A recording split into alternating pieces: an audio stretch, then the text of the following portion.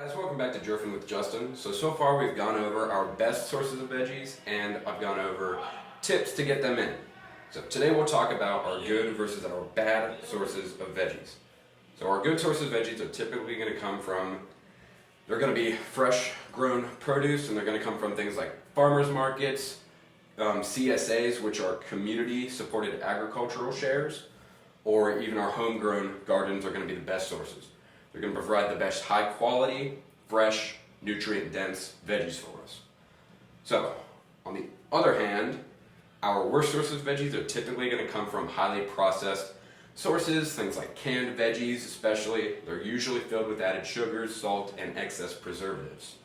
Not something we want to get a lot of in our diet, basically.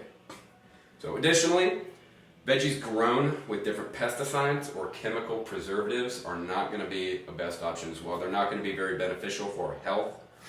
So we want to avoid those as much as we can, getting as fresh as we can. So anything over-processed, chemically produced, we want to avoid as best we can. So that being said, our access to fresh veggies can be tough at some times, especially depending on the season. So getting frozen veggies is a good option too. We just got to make sure when we look at the ingredient label that it doesn't say any sauces, any seasonings, any added sugar, salt, preservatives. When you're buying a bag of broccoli or mixed veggies, all you want to see are the veggies that are in that bag. You don't want to see any other weird name, anything else.